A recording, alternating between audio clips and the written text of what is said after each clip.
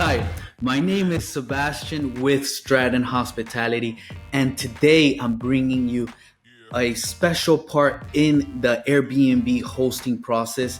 This is the review system. This is how to remove a bad review from Airbnb.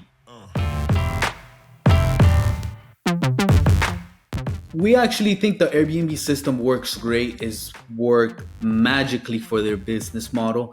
They're a household name pretty much, and it's constructive feedback through public and private notes for the guest. It really kept us operating at our best, with a constant communication and feedback.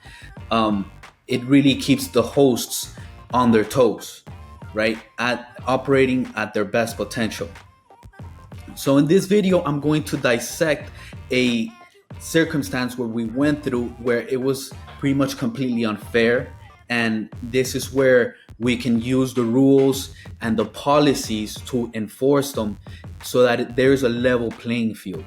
Because the reality is that once you've hosted over hundreds and hundreds of reservations, things happen. Things happen to properties, to the area, pretty much the stars aligned.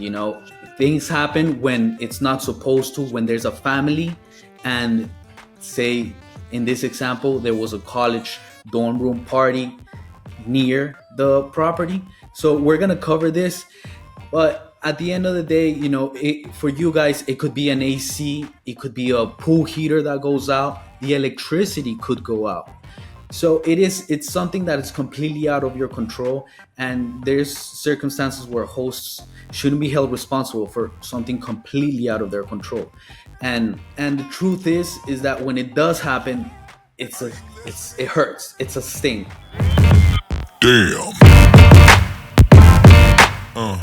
This home is actually near a university, and the booking for Martin Luther King weekend was a regular family. They were in town. The home is near Coral Gables, but it's just across the street from University of Miami.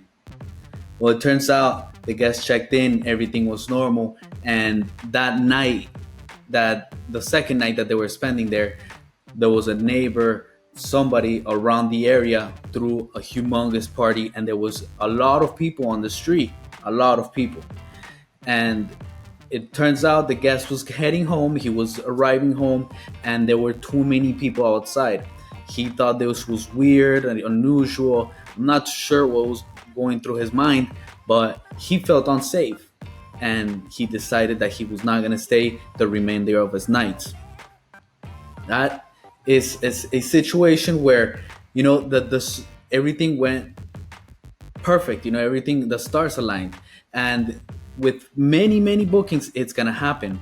Now, we spoke with the guest. We tried to mitigate the situation after he had decided not to stay that day at the home. No, I wish they would have given us an opportunity to deal with the situation and get it under control so that he could sleep and stay there safely with his family. He then, after the booking, wanted a 100% refund, a full refund. We wanted to give a partial refund back, and we thought it was not fair. 100% refund where, the days had been blocked for a long time for him to stay at the property.